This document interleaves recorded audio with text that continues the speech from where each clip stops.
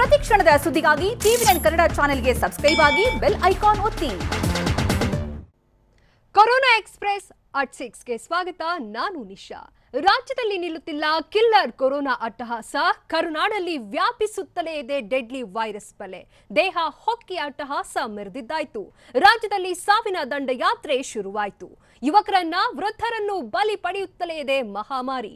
Corona ಸ್ಫೋಟದ ಮಧ್ಯೆ ರಾಜ್ಯ ದೇಶದ ಮೂಲೆ ಮೂಲೆಗಳಿಂದ ಹೆಕ್ಕಿದ ಪಿನ್ ಟು ಪಿನ್ ಸುದ್ದಿಯನ್ನ ನೋಡೋಣ.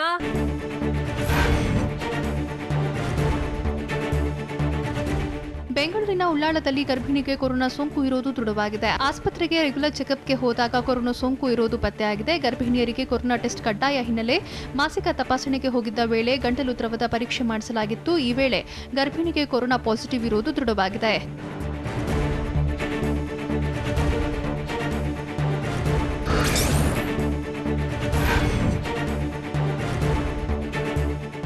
ಕರಾವಳಿ ಜಿಲ್ಲೆ ದಕ್ಷಿಣ ಕನ್ನಡ ಜಿಲ್ಲೆಗೆ ಇವತ್ತು ಕೊರೋನಾ ಸುನಾಮಿ ಅಪ್ಪಳಿಸುವ ಸಾಧ್ಯತೆ ಇದೆ. ಇವತ್ತು ಒಂದೇ ದಿನ ಜಿಲ್ಲೆಯಲ್ಲಿ 30 ಜನರಿಗೆ ಕೊರೋನಾ ಸೋಂಕು ತಗುಲಿದೆ ಅಂತ ಹೇಳಲಾಗ್ತಾ ಇದೆ. ವಿದೇಶದಿಂದ ಬಂದು ಕ್ವಾರಂಟೈನ್ ಸೆಂಟರ್ನಲ್ಲಿದ್ದವರ ಪೈಕಿ ಮತ್ತೆ 30 ಜನರಿಗೆ ಸೋಂಕು ತಗುಲಿರೋ ಶಂಕೆ ಇದೆ. ಕ್ವಾರಂಟೈನ್ ಕೇಂದ್ರದಲ್ಲಿ ಇದ್ದವರಿಗೆ ಸೋಂಕು ಪತ್ತೆಯಾಗ್ತಿದೆ.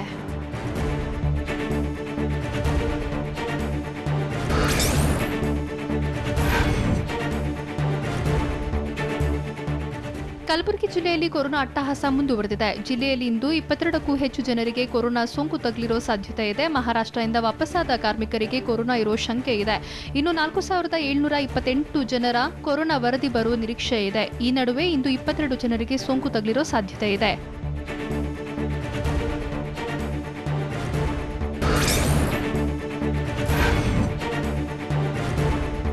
ಬಳ್ಳಾರಿ ಜಿಲ್ಲೆಯಲ್ಲಿ ಮತ್ತೆ 11 ಜನರಿಗೆ ಕೊರೋನಾ ಸೋಂಕು ತಗುಲಿರುವುದು ದೃಢವಾಗಿದೆ. ಈ ಮೂಲಕ ಜಿಲ್ಲೆಯಲ್ಲಿ ಕೊರೋನಾ ಸೋಂಕಿತರ ಸಂಖ್ಯೆ 181ಕ್ಕೆ ಏರಿಕೆಯಾಗಿದೆ ಅಂತ ಜಿಲ್ಲಾಧಿಕಾರಿ ಎಸ್ಎಸ್ ನಕುಲ್ ಮಾಹಿತಿ ಕೊಟ್ಟಿದ್ದಾರೆ. 11 ಜನರ ಪೈಕಿ 8 ಜಿಂದಾಲ್ ನೌಕರರಿಗೂ ಸೋಂಕು ಇರುವುದು ಪತ್ತೆಯಾಗಿದೆ. ಹೀಗಾಗಿ ಜಿಂದಾಲ್ ಕಂಪನಿಯ ಕೊರೋನಾ ಸೋಂಕಿತರ ಸಂಖ್ಯೆ 104ಕ್ಕೆ ಏರಿಕೆಯಾಗಿದೆ.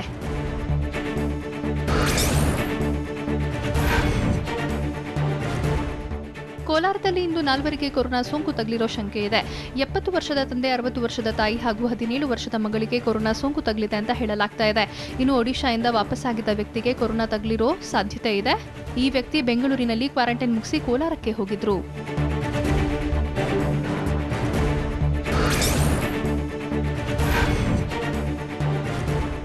ವಿಜಯಪುರ ಜಿಲ್ಲೆಯಲ್ಲಿ ಇಂದು ಮತ್ತೆ 5 ಕೊರೋನಾ ಸೋಂಕು ತಗುಲಿರೋ ಶಂಕೆ ಇದೆ. ಮಹಾರಾಷ್ಟ್ರದಿಂದ ಜಿಲ್ಲೆಗೆ ವಾಪಸ್ಸಾದವರಿಗೆ ವೈರಸ್ ತಗುಲಿದೆ ಅಂತ ಹೇಳಲಾಗ್ತಾ ಇದೆ. ಅಲ್ಲದೆ ಕಂಟೈನ್ಮೆಂಟ್ ಝೋನ್ನಲ್ಲಿದ್ದವರಿಗೂ ಕೊರೋನಾ ಸೋಂಕು ತಗುಲಿರೋ ಸಾಧ್ಯತೆ ಇದೆ. ಈಗಾಗಲೇ ಜಿಲ್ಲೆಯಲ್ಲಿ 222 ಜನರಿಗೆ ಸೋಂಕು ತಗುಲಿದ್ದು 6 ಜನರು ಹೆಮ್ಮಾರಿ ವೈರಸ್ಗೆ ಪ್ರಾಣ ಬಿಟ್ಟಿದ್ದಾರೆ.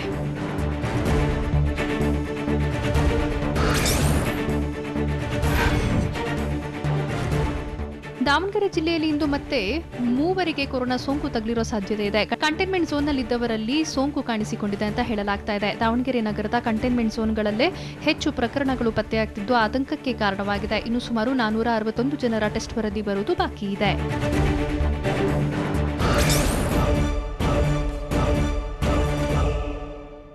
ಧಾರವಾಡದಲ್ಲಿ ಡೆಡ್ಲಿ ವೈರಸ್ಗೆ ಮತ್ತೊಂದು ಬಲಿ. ಕೊರೋನಾ ವಾರಿಯರ್ಸ್ ಮೇಲೆ ದಬ್ಬಾಳಿಕೆ. ಹಾಲು ಮಾರುತ್ತಿದ್ದ ವ್ಯಕ್ತಿಯಿಂದ ಅದೆಷ್ಟು ಮಂದಿಗೆ ಗೊತ್ತು? ಬಿಎಸ್ಎಫ್ ಯೋಧನಿಗೆ ವೈರಸ್ ವಕ್ಕರಿಸಿದ್ದೇಗೆ? ಹೀಗೆ ಹಾಟ್ಸ್ಪಾಟ್ ಪ್ರದೇಶಗಳ ಇಂಚಿಂಚು ಮಾಹಿತಿಯನ್ನ ನೋಡೋಣ ಕೊರೋನಾ ಹಾಟ್ಸ್ಪಾಟ್ ಎಕ್ಸ್‌ಪ್ರೆಸ್‌ನಲ್ಲಿ.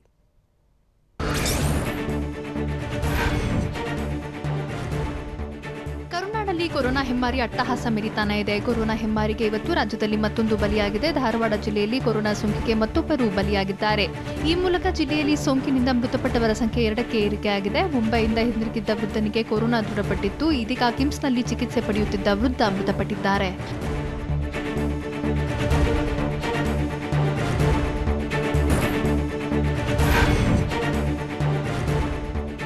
ಹಾವೇರಿಯಲ್ಲಿ ಕೊರೋನಾ ವಾರಿಯರ್ಸ್ ಮೇಲೆ ದಬ್ಬಾಳಿಕೆ ನಡೆಸಲಾಗಿದೆ. ರೈತ ಸಂಘದ ಮಹಿಳಾ ಘಟಕದ ಅಧ್ಯಕ್ಷೆ ಮಂಜುಳಾ ಅಕ್ಕಿ ನಗರದ ಫೀವಾ ಕ್ಲಿನಿಕ್ನಲ್ಲಿ ದಬ್ಬಾಳಿಕೆ ನಡೆಸಿದ್ದಾರೆ. ಔಷಧಿಯನ್ನ ಕೈಯಲ್ಲಿ ಕೊಡದೆ ಕಿಟಕಿಯಲ್ಲಿ ಇಟ್ಟಿದ್ದಕ್ಕೆ ಗರಂ ಆಗಿರೋ ಮಂಜುಳಾ ದಬ್ಬಾಳಿಕೆಗೆ ಕ್ಲಿನಿಕ್ ಸಿಬ್ಬಂದಿ ಅಂಜನಾ ಪಾಟೀಲ್ ಕಣ್ಣೀರು ಹಾಕಿದ್ದಾರೆ.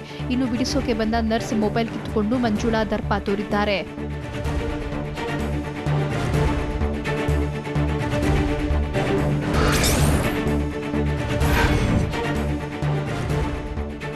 ಬಳ್ಳಾರಿ ಜಿಲ್ಲೆಯಲ್ಲಿ ಹಾಲು ಮಾರುತ್ತಿದ್ದ ವ್ಯಕ್ತಿಗೆ ಕೊರೋನಾ ಸೋಂಕು ತಗುಲಿದ್ದು ಜಿಲ್ಲೆಯಲ್ಲಿ ತೀವ್ರ ಆತಂಕ ಹೆಚ್ಚಾಗಿದೆ. ಜಿಂದಾಲ್ ಉದ್ಯೋಗಿಯಿಂದ ಹಾಲು ಮಾರುವ ವ್ಯಕ್ತಿಗೆ ಕೊರೋನಾ ಸೋಂಕು ತಗುಲಿದೆ. ಬಳ್ಳಾರಿ ತಾಲೂಕಿನ ತಿಮ್ಮಲಾಪುರ ಗ್ರಾಮದ ವ್ಯಕ್ತಿ ಜಿಂದಾಲ್ ಕಂಪನಿ ಇರೋ ವಿದ್ಯಾನಗರದಲ್ಲಿ ಹಾಲು ಮಾರಾಟ ಮಾಡಿದ್ರು. ಅಲ್ಲದೆ ಸೋಂಕಿತ ವ್ಯಕ್ತಿ ಸುಮಾರು 100ಕ್ಕೂ ಹೆಚ್ಚು ಮನೆಗಳಿಗೆ ಹಾಲು ಹಾಕ್ತಿದ್ದ ಅಂತ ಹೇಳಲಾಗಿದೆ.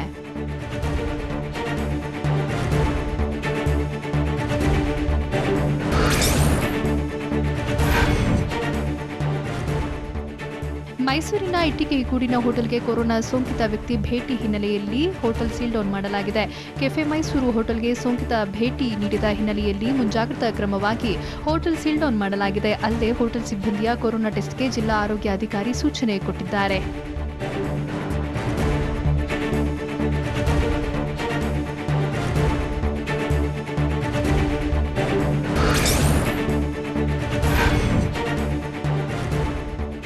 ದೆಹಲಿ ಮೂಲದ ಬಿಎಸ್ಎಫ್ ಯೋಧನಿಗೆ ಕೊರೋನಾ ಸೋಂಕು ತಗುಲಿದೆ. ಬೆಂಗಳೂರು ನಗರ ಜಿಲ್ಲೆಯ ಆನೇಕಲ್ ತಾಲೂಕಿನ ಅನಂತನಗರಕ್ಕೆ ಬಂದಿದ್ದ ಯೋಧನಲ್ಲಿ ಕೊರೋನಾ ಸೋಂಕು ಪತ್ತೆಯಾಗಿದೆ. 1 ತಿಂಗಳು ರಜೆ ಇದ್ದಿದ್ದರಿಂದ ಬೆಂಗಳೂರಿಗೆ ಬಂದಿದ್ರು. ನಿನ್ನೆ ತಮ್ಮ ಸಂಬಂಧಿಕರ ಮನೆಗೆ ಬಂದ ತಕ್ಷಣ ಯೋಧನಿಗೆ ಕೊರೋನಾ ಟೆಸ್ಟ್ ಮಾಡಿಸಲಾಗಿತ್ತು. ನಾರಾಯಣ ಹೃದಯಾಲಯದಲ್ಲಿ ಕೊರೋನಾ ಟೆಸ್ಟ್ ಮಾಡಿಸಿದ ವೇಳೆ ಪಾಸಿಟಿವ್ ಬಂದಿದೆ.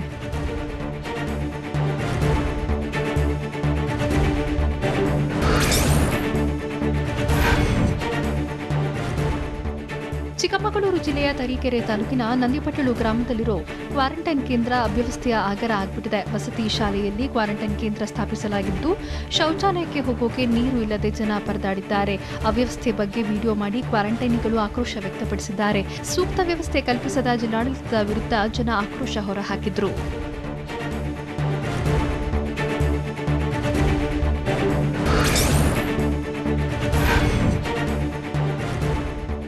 ನಿನ್ನೆಯಷ್ಟೇ ರಾಜ್ಯಸಭೆಗೆ ಆಯ್ಕೆಯಾಗಿರೋ ಬಿಜೆಪಿ ಸದಸ್ಯ ಈರಣ್ಣ ಕಡಾಡಿ ನಿಯಮ ಉಲ್ಲಂಘಿಸಿದ್ದಾರೆ. ದೈಹಿಕ ಅಂತರ ಮರೆತ ರಾಜ್ಯಸಭಾ ಸದಸ್ಯ ಈರಣ್ಣ ಕಡಾಡಿ ಕಾರ್ಯಕರ್ತರೊಂದಿಗೆ ಸೇರಿ ಸಂಭ್ರಮಾಚರಣೆ ಮಾಡಿದ್ರು. ಬೆಳಗಾವಿಗೆ ಬಂದಿದ್ದ ಈರಣ್ಣ ಕಡಾಡಿಗೆ ಚೆನ್ನಮ್ಮ ವೃತ್ತದಲ್ಲಿ ಬಿಜೆಪಿ ಕಾರ್ಯಕರ್ತರು ಸ್ವಾಗತ ಕೋರಿದ್ರು. ಈ ವೇಳೆ ರಾಜ್ಯಸಭೆ ಬಿಜೆಪಿ ಸದಸ್ಯ ದೈಹಿಕ ಅಂತರ ಮರೆತಿದ್ದಾರೆ.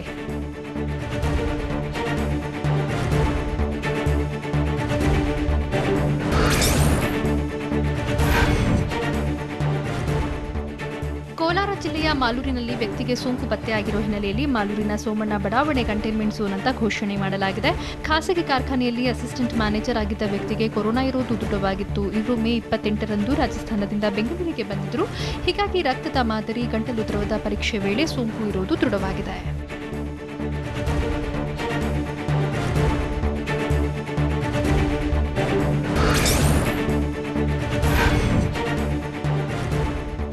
ಕೋವಿಡ್ ನಿಯಮ ಉಲ್ಲಂಘಿಸಿ ಕಾರ್ಯಕ್ರಮ ಆಯೋಜನೆ ಮಾಡಿದ್ದಕ್ಕೆ ರಾಯಚೂರು ಜಿಲ್ಲೆಯ ಮಾನ್ವಿ ಪಟ್ಟಣದ ಲೋಯಲ್ ಲಾ ಕಾಲೇಜ್ಗೆ ನೋಟಿಸ್ ಜಾರಿ ಮಾಡಲಾಗಿದೆ. ಸಾಫ್ಟ್ ಓರಿಯೆಂಟೇಷನ್ ಕಾರ್ಯಕ್ರಮದ ವೇಳೆ ಉಪನ್ಯಾಸಕರು, ವಿದ್ಯಾರ್ಥಿಗಳು ಒಟ್ಟಾಗಿ ನೃತ್ಯ ಮಾಡಿದ್ರು. ಇದಕ್ಕಾಗಿ ಪದವಿ ಪೂರ್ವ ಶಿಕ್ಷಣ ಇಲಾಖೆ ಉಪನಿರ್ದೇಶಕರು ನೋಟಿಸ್ ನೀಡಿದ್ದು, ಕಾಲೇಜಿನ ಮಾನ್ಯತೆ ರದ್ದುಪಡಿಸಬಾರದೇಕೆ ಅಂತ ಪ್ರಶ್ನೆ ಮಾಡಿದ್ದಾರೆ.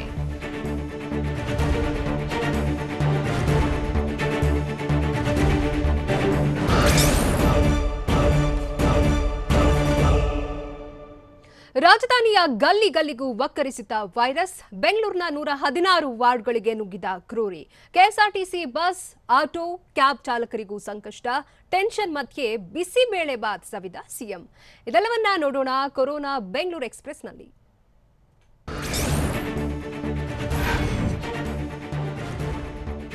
ಕೊರೋನಾ ಮಹಾಮಾರಿ ಬೆಂಗಳೂರಿನ ಗಲ್ಲಿಗಲ್ಲಿಗೂ ವ್ಯಾಪಕವಾಗಿ ಹರಡುತ್ತಾ ಇದೆ. ತೀವ್ರ ಉಸಿರಾಟದ ತೊಂದರೆ ಹಾಗೂ ಐಎಲ್ಐ ಕೇಸ್ಗಳೇ ಸಿಟಿ ಜನರ ಪ್ರಾಣ ಹಿಂಡ್ತಾ ಇದೆ. ಉಸಿರಾಟದ ಸಮಸ್ಯೆಯಿಂದ ಆಸ್ಪತ್ರೆಗೆ ದಾಖಲಾಗಿದ್ದ 10 ಜನರಿಗೆ ಕೊರೋನಾ ಸೋಂಕು ವಕ್ಕರಿಸಿದೆ.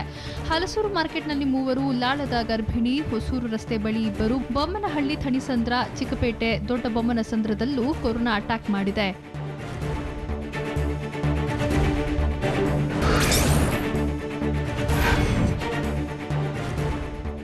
ರಾಜಧಾನಿ ಬೆಂಗಳೂರಿನಲ್ಲಿ ಕೊರೋನಾ ಕೇಸ್ಗಳು ಹೆಚ್ಚಳವಾಗುತ್ತಿದ್ದಂತೆ ಕಂಟೈನ್ಮೆಂಟ್ ಝೋನ್ಗಳ ಸಂಖ್ಯೆಯಲ್ಲೂ ಹೆಚ್ಚಳವಾಗುತ್ತಿದೆ. ಬೆಂಗಳೂರಿನ 198 ವಾರ್ಡ್ಗಳ ಪೈಕಿ 116 ವಾರ್ಡ್ಗಳನ್ನು ಕಂಟೈನ್ಮೆಂಟ್ ಝೋನ್ ಅಂತ ಗುರುತಿಸಲಾಗಿದೆ. ಪಾದರಾಯನಪುರದಲ್ಲಿ 70 ಕೇಸ್, ಎಸ್ಕೆ ಗಾರ್ಡನ್ನಲ್ಲಿ 24, ವಿವಿಪುರದಲ್ಲಿ 8 ಪಾಸಿಟಿವ್ ಕೇಸ್ ಪತ್ತೆಯಾಗಿದೆ.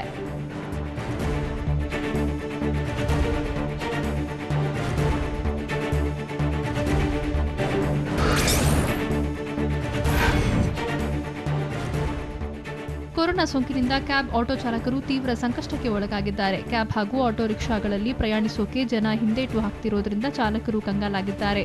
ಬೆಂಗಳೂರಿನ ಮೆಜೆಸ್ಟಿಕ್ ಸೇರಿದಂತೆ ಎಲ್ಲೆಡೆ ಚಾಲಕರು ಪ್ರಯಾಣಿಕರಿಲ್ಲದೆ ಪರದಾಡ್ತಿದ್ದಾರೆ. ಬೆಳಗ್ಗೆಯಿಂದ ಒಂದು ಬಾಡಿಗೆ ಬಂದಿಲ್ಲ, ಒಂದು ದಿನ ಊಟಕ್ಕೂ ಕಷ್ಟಕರವಾಗಿದೆ ಅಂತ ಚಾಲಕರು ಅಳಲು ತೋಡಿಕೊಂಡರು.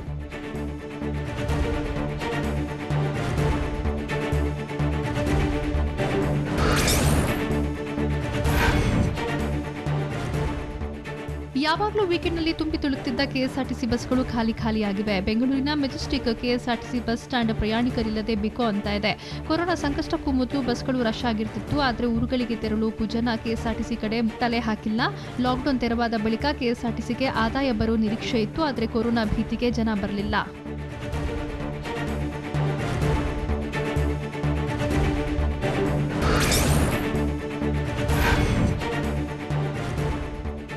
ಇಂದಿನಿಂದ ಟೋಲ್ಗೇಟ್ ಶನಿವಾರದ ದೇವಸ್ಥಾನ ಓಪನ್ ಆದ ಹಿನ್ನೆಲೆಯಲ್ಲಿ ಭಕ್ತರು ದರ್ಶನ ಪಡೆದರು. ಆದರೆ ಈ ಮೊದಲಿನಂತೆ ದೇಗುಲಕ್ಕೆ ಭಕ್ತರು ಬರ್ತಿಲ್ಲ. ಶನಿ ದೇವಸ್ಥಾನ ಪ್ರತಿ ಶನಿವಾರ ಭಕ್ತರಿಂದ ತುಂಬಿ ತುಳುಕ್ತಾ ಇತ್ತು. ಇನ್ನು ಭಕ್ತರು ಆಗಮಿಸುವ ಹಿನ್ನೆಲೆಯಲ್ಲಿ ದೇಗುಲ ಪ್ರವೇಶ ದ್ವಾರದಲ್ಲಿ ಸ್ಯಾನಿಟೈಸಿಂಗ್ ಟನಲ್ ವ್ಯವಸ್ಥೆ ಮಾಡಲಾಗಿತ್ತು. ಅಲ್ಲದೆ ಪೂಜೆಗೆ ಆಗಮಿಸುವ ಭಕ್ತರಿಗೆ ಥರ್ಮಲ್ ಸ್ಕ್ರೀನಿಂಗ್ ಕೂಡ ಮಾಡಲಾಗಿತ್ತು.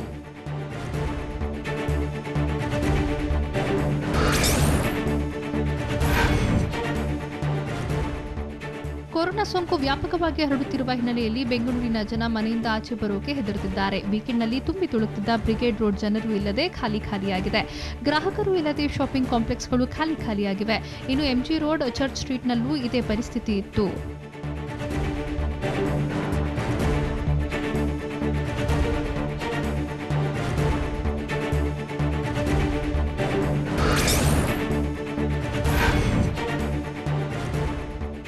ಲಾಕ್ಡೌನ್ ಬಳಿಕ ಮೊದಲ ಬಾರಿಗೆ ಸಿಎಂ ಬಿಎಸ್ ಯಡಿಯೂರಪ್ಪ ಹೋಟೆಲ್ಗೆ ಭೇಟಿ ನೀಡಿದ್ರು. ಬೆಂಗಳೂರಿನ ಲಾಲ್ಬಾಗ್ ಬಳಿಯ ಎಂಟಿಆರ್ ಹೋಟೆಲ್ಗೆ ತೆರಳಿದ್ದ ಸಿಎಂ ಬಿಎಸ್ ಯಡಿಯೂರಪ್ಪ ಬಿಸಿಬೇಳೆ ಬಾತ್ ತಿಂದ್ರು. ಸಿಎಂ ಬಿಎಸ್ವೈಗೆ ಸಂಸದ ತೇಜಸ್ವಿ ಸೂರ್ಯ ಹಾಗೂ ಸಚಿವ ಆರ್ ಅಶೋಕ್ ಸಾಥ್ ಕೊಟ್ರು.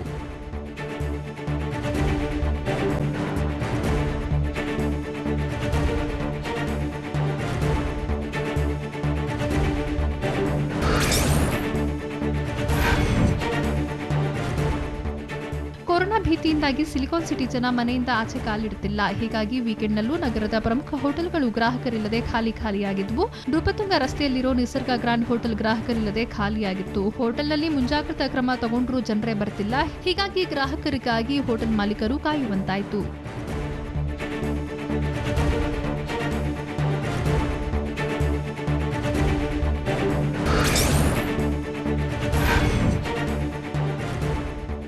ಲಾಕ್ಡೌನ್ ಸಡಿಲಿಕೆ ಬಳಿಕ ಬೆಂಗಳೂರಿಗೆ ಮೊದಲ ವೀಕೆಂಡ್ ಹಿನ್ನೆಲೆಯಲ್ಲಿ ಕಬ್ಬನ್ ಪಾರ್ಕ್ಗೆ ನೂರಾರು ವಾಕರ್ಸ್ ಆಗಮಿಸಿದ್ರು.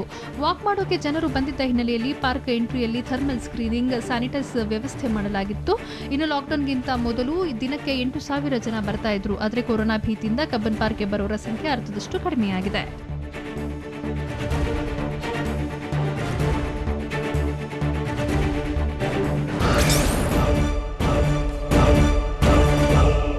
ಹಾಸನದಲ್ಲಿ 11 ಮಂದಿಗೆ ಡೆಡ್ಲಿ ವೈರಸ್ ಸುಳಿ. ಗದಗಕ್ಕೆ ಸೋಂಕು ಹೊತ್ತು ಬಂದ್ರ ಆ 29 ಮಂದಿ.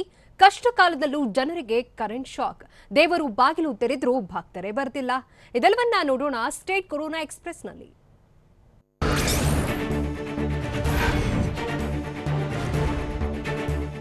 ಹಾಸನ ಜಿಲ್ಲೆಯಲ್ಲಿ ಕೊರೋನಾ ವೈರಸ್ ಮತ್ತೆ ಅಟ್ಟಹಾಸ ಮೆರೆದಿದೆ. ಜಿಲ್ಲೆಯಲ್ಲಿ ಇಂದು 11 ಜನರಿಗೆ ಕೊರೋನಾ ಸೋಂಕು ತಗುಲಿದೆ ಅಂತ ಜಿಲ್ಲಾಧಿಕಾರಿ ಆರ್ ಗಿರೀಶ್ರಿಂದ ಮಾಹಿತಿ ಸಿಕ್ಕಿದೆ. ಮುಂಬೈಯಿಂದ ಬಂದ ಚನ್ನರಾಯಪಟ್ಟಣ ತಾಲೂಕಿನ 7 ಜನ, ಅರಕಲಗೂಡು, ಹೊಳೆನರಸೀಪುರ ತಾಲೂಕಿನ ತಲಾ ಒಬ್ಬರು, ಹಾಸನ ನಗರದಲ್ಲಿ 2 ಕೊರೋನಾ ಸೋಂಕು ಇರೋದು ದೃಢವಾಗಿದೆ.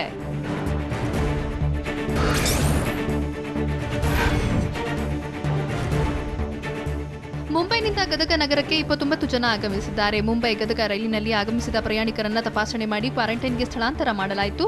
ಜಿಲ್ಲೆಗೆ 13ನೇ ರೈಲಿನಲ್ಲಿ ಮುಂಬೈನ ಕಾರ್ಮಿಕರು ಬಂದಿಳಿದಿದ್ದಾರೆ. ಕಳೆದ 3 ವಾರಗಳಿಂದ ನೂರಾರು ಜನ ಗದಗ ಜಿಲ್ಲೆಗೆ ಮುಂಬೈ ಕಾರ್ಮಿಕರು ವಾಪಸ್ ಬಂದಿದ್ದಾರೆ.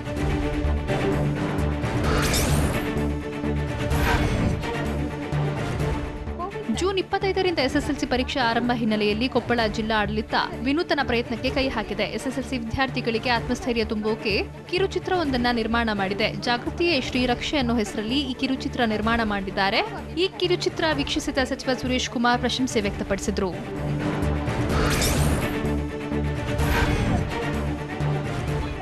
ಕೊರೋನಾ ಲಾಕ್ಡೌನ್ ಬಳಿಕ ಸಾರ್ವಜನಿಕರಿಗೆ ಕರೆಂಟ್ ಶಾಕ್ ಕೊಟ್ಟಿದೆ. ವಿದ್ಯುತ್ ಬಿಲ್ ದುಪ್ಪಟ್ಟಾಗಿರುವುದಕ್ಕೆ ಸಾರ್ವಜನಿಕರು ಆಕ್ರೋಶ ವ್ಯಕ್ತಪಡಿಸಿದ್ದಾರೆ.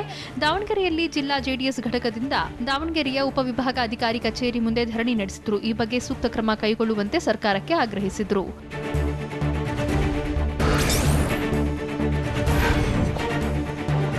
ಕೊರೋನಾ ಲಾಕ್ಡೌನ್ನಿಂದಾಗಿ ಶಾಲಾ ಕಾಲೇಜುಗಳನ್ನು ತೆರೆಯದಂತೆ ಸರ್ಕಾರ ಆದೇಶಿಸಿದೆ. ಆದರೆ ಸರ್ಕಾರದ ಆದೇಶಕ್ಕೆ ಕವಡೆ ಕಾಸಿನ ಕಿಮ್ಮತ್ತು ಕೊಡದ ಕೆಲ ಖಾಸಗಿ ಶಿಕ್ಷಣ ಸಂಸ್ಥೆಗಳು ಶುಲ್ಕ ವಸೂಲಿಗೆ ಇಳಿದಿವೆ.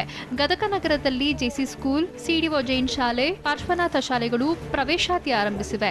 ಸರ್ಕಾರದ ಆದೇಶಕ್ಕೆ ಶಿಕ್ಷಣ ಸಂಸ್ಥೆಗಳು ಡೋಂಟ್ ಕೇರ್ ಎಂದಿದ್ದು, ಜಿಲ್ಲಾಡಳಿತ ಶಿಕ್ಷಣ ಇಲಾಖೆ ವಿರುದ್ಧ ಪೋಷಕರು ಆಕ್ರೋಶ ವ್ಯಕ್ತಪಡಿಸಿದ್ದಾರೆ.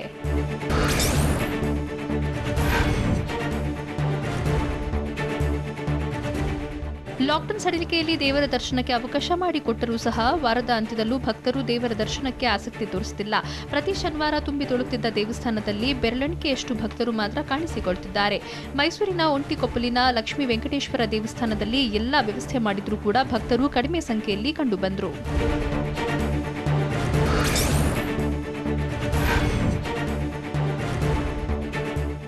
ಕಳೆದ ಸೋಮವಾರದಿಂದ ದೇವಸ್ಥಾನದಲ್ಲಿ ದೇವರ ದರ್ಶನಕ್ಕೆ ಅವಕಾಶ ನೀಡಲಾಗಿತ್ತು. ಆದರೆ ಇವತ್ತು ಮತ್ತು ನಾಳೆ ದೇವರ ದರ್ಶನಕ್ಕೆ ನಿರ್ಬಂಧ ವಿಧಿಸಲಾಗಿದೆ. ಮೈಸೂರಿನ ಚಾಮುಂಡಿ ಬೆಟ್ಟ ಮತ್ತು ನಂಜನಗೂಡು ದೇವಸ್ಥಾನಕ್ಕೆ ನಿರ್ಬಂಧ ವಿಧಿಸಿದ್ದು, ಸೋಮವಾರದಿಂದ ಶುಕ್ರವಾರದವರೆಗೂ ಬೆಳಗ್ಗೆ 7:30ರಿಂದ ಮಧ್ಯಾಹ್ನ 1 ಗಂಟೆ ಮತ್ತು ಮಧ್ಯಾಹ್ನ 3:30ರಿಂದ ಸಂಜೆ 5:30ರವರೆಗೆ ಮಾತ್ರ ದರ್ಶನದ ವ್ಯವಸ್ಥೆ ಕಲ್ಪಿಸಲಾಗಿದೆ.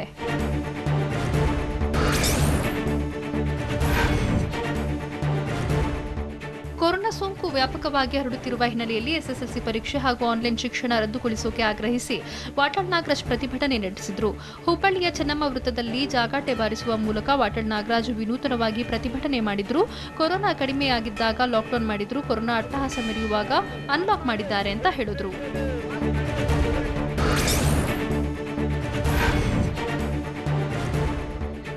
ಸ್ವಚ್ಛತೆ ಸ್ಯಾನಿಟೈಸ್ ಮಾಡದೆ 20 ಜನರನ್ನ ಕ್ವಾರಂಟೈನ್ ಕೇಂದ್ರಕ್ಕೆ ಸೇರಿಸಲಾಗಿದೆ ಅಂತ ಸ್ಥಳೀಯರು ಆಕ್ರೋಶ ವ್ಯಕ್ತಪಡಿಸಿರುವ ಘಟನೆ ಹುಬ್ಬಳ್ಳಿಯ ಶಿರಡಿ ನಗರದಲ್ಲಿ ನಡೆದಿದೆ. ಬಿಸಿಎಂ ಹಾಸ್ಟೆಲ್ನ ಕ್ವಾರಂಟೈನ್ ಕೇಂದ್ರದ ವ್ಯವಸ್ಥೆ ಬಗ್ಗೆ ವಿಡಿಯೋ ಮಾಡಿರೋ ಸ್ಥಳೀಯರು ವೈರಲ್ ಮಾಡಿದ್ದಾರೆ. ಹಾಸ್ಟೆಲ್ನಲ್ಲಿ ಈಗಾಗಲೇ ಜನರನ್ನ ಕ್ವಾರಂಟೈನ್ ಮಾಡಿದ್ರು. ಕ್ವಾರಂಟೈನ್ ಅವಧಿ ಮುಗಿದ ಹಿನ್ನೆಲೆ ಮನೆಗೆ ಕಳಿಸಿದ್ರು. ಆದರೆ ಸ್ವಚ್ಛಗೊಳಿಸದೆ ಅದೇ ಕೊಠಡಿಯಲ್ಲಿ ಮತ್ತೆ ಕ್ವಾರಂಟೈನ್ ಮಾಡಲಾಗಿದೆ. ಟೇಸ್ಟ್ ಸಿಗದಿದ್ರೆ ಸ್ಮೆಲ್ ಗೊತ್ತಾಗದಿದ್ರೂ ಬರುತ್ತಂತೆ ಕೊರೋನಾ. ಸೋಂಕಿತರ ಸಂಖ್ಯೆಯಲ್ಲಿ 4ನೇ ಸ್ಥಾನಕ್ಕೆ ಜಿಗಿದ ಭಾರತ.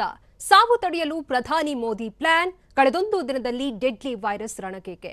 ಇದೆಲ್ಲವನ್ನ ನೋಡೋಣ ನ್ಯಾಷನಲ್ ಕೊರೋನಾ ಎಕ್ಸ್‌ಪ್ರೆಸ್‌ನಲ್ಲಿ.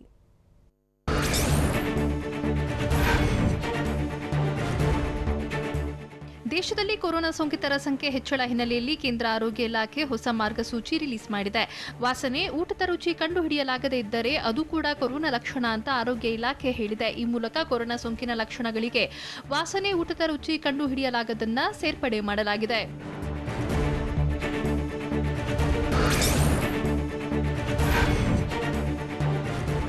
ವಿಶ್ವದ ಕೊರೋನಾ ವೈರಸ್ ದಿನೇ ದಿನೇ ಅಟ್ಟಹಾಸ ಮೆರಿತಾನೇ ಇದ್ದು ಸೋಂಕಿತರ ಪಟ್ಟಿಯಲ್ಲಿ ಭಾರತ 4ನೇ ಸ್ಥಾನಕ್ಕೇರಿದೆ. ಅಮೆರಿಕದಲ್ಲಿ 21,24,677 ಜನರಿಗೆ ಕೊರೋನಾ ಸೋಂಕು ತಗುಲಿದ್ರೆ ಬ್ರೆಜಿಲ್ನಲ್ಲಿ 8,29,902 ಜನರಿಗೆ ಕೊರೋನಾ ಸೋಂಕು ತಗುಲಿದೆ. ರಷ್ಯಾದಲ್ಲಿ 5,11,423 ಸೋಂಕಿತರಿದ್ರೆ ಭಾರತದಲ್ಲಿ 2,97,535 ಜನರಿಗೆ ಕೊರೋನಾ ಸೋಂಕು ತಗುಲಿದ್ದು ಆತಂಕ ಹೆಚ್ಚಿಸಿದೆ.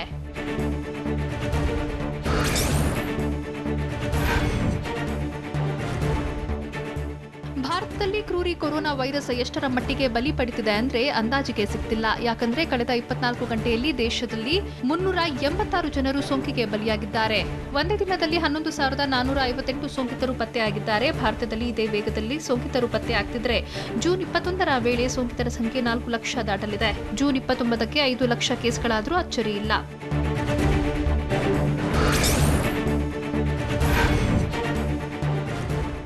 ಕೊರೋನಾದಿಂದ ಸಾವನ್ನಪ್ಪರ ಸಂಖ್ಯೆ ದಿನದಿಂದ ದಿನಕ್ಕೆ ಹೆಚ್ಚಳವಾಗ್ತಿರೋ ಹಿನ್ನೆಲೆಯಲ್ಲಿ ಕೇಂದ್ರ ಸರ್ಕಾರಕ್ಕೆ ಟೆನ್ಷನ್ ಶುರುವಾಗಿದೆ. ಹೀಗಾಗಿ ಕೊರೋನಾದಿಂದ ಸಂಭವಿಸುವ ಸಾವು ತಡೆಯೋಕೆ ಪ್ಲಾನ್ ರೂಪಿಸಿದ್ದು ಕೊರೋನಾ ಸಾವು ತಡೆಗೆ ಏಮ್ಸ್ನಲ್ಲಿ ತಜ್ಞರ ಸಮಿತಿ ರಚನೆಗೆ ಮುಂದಾಗಿದೆ. ಈ ಸಮಿತಿ ಕೊರೋನಾ ತಡೆಗೆ ಕ್ರಮಗಳನ್ನು ಸೂಚಿಸಲಿದೆ. ದೇಶದಲ್ಲಿ 3% ಕೊರೋನಾ ರೋಗಿಗಳು ಅಂದ್ರೆ ಒಟ್ಟು 8,884 ರೋಗಿಗಳು ಕೊರೋನಾದಿಂದ ಸಾವನ್ನಪ್ಪಿದ್ದಾರೆ.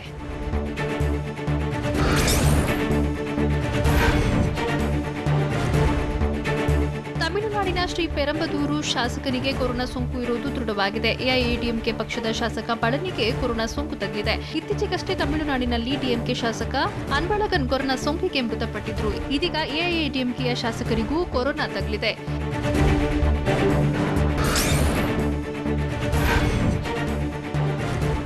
ದೇಶದಲ್ಲಿ ಹೇರಲಾಗಿದ್ದ ಲಾಕ್ಡೌನ್ ಸಡಿಲಿಕೆ ಬಳಿಕ ಎಲ್ಲಾ ರಾಜ್ಯಗಳಲ್ಲೂ ಸೋಂಕಿತರ ಸಂಖ್ಯೆ ಏರಿಕೆ ಆಗ್ತಾನೆ ಇದೆ. ಇದರಿಂದ ದೇಶ ಅನ್ಲಾಕ್ ಆದ ಬಳಿಕ ರಾಜ್ಯಗಳ ಸ್ಥಿತಿಗತಿ ಹೇಗಿದೆ ಅನ್ನೋದನ್ನ ತಿಳಿಯೋಕೆ ಪ್ರಧಾನಿ ನರೇಂದ್ರ ಮೋದಿ ಎಲ್ಲಾ ರಾಜ್ಯಗಳ ಸಿಎಂಗಳ ಜೊತೆ ಸಭೆ ನಡೆಸಲಿದ್ದಾರೆ. ಜೂನ್ 16 ಮತ್ತು 17ರಂದು ಸಭೆ ನಡೆಯಲಿದ್ದು ಯಾವ ರೀತಿ ಸಲಹೆ ನೀಡಲಿದ್ದಾರೆ ಅನ್ನೋದು ಕುತೂಹಲ ಮೂಡಿಸಿದೆ.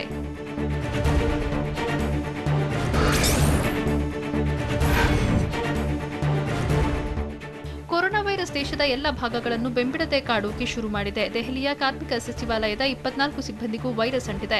ಸಚಿವಾಲಯದ ಸಿಬ್ಬಂದಿಗೆ ಯಾವಾಗ ಸೋಂಕು ತಗುಲಿರೋದು ಗೊತ್ತಾಯಿತೋ ಎಚ್ಚೆತ್ತ ಆರೋಗ್ಯಾಧಿಕಾರಿಗಳು ಕಾರ್ಮಿಕ ಸಚಿವಾಲಯ ಕಚೇರಿಯನ್ನ ಸೀಲ್ ಡೌನ್ ಮಾಡಿದ್ದಾರೆ. ಸೋಂಕಿತರ ಸಂಪರ್ಕದಲ್ಲಿದ್ದವರ ಹುಡುಕಾಟಕ್ಕೆ ಮುಂದಾಗಿದ್ದಾರೆ.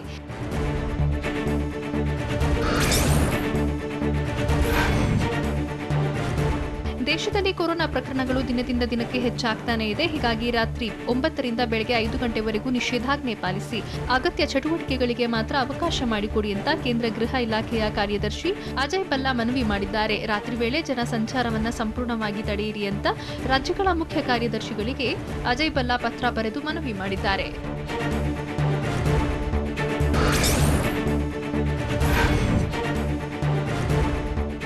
ಕೊರೋನಾ ಲಾಕ್ಡೌನ್ನಿಂದ ತೈಲ ಬೆಲೆ ಮೇಲೂ ಹೊಡೆತ ಬಿದ್ದಿದೆ.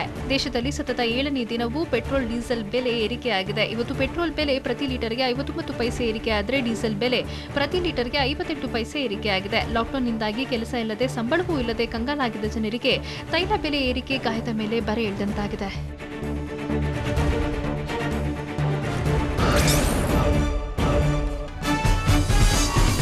ನಿಮ್ಮ ನ್ಯೂಸ್ ರೂಮ್ ಪ್ರತಿದಿನ ರಾತ್ರಿ 9 ಗಂಟೆಗೆ.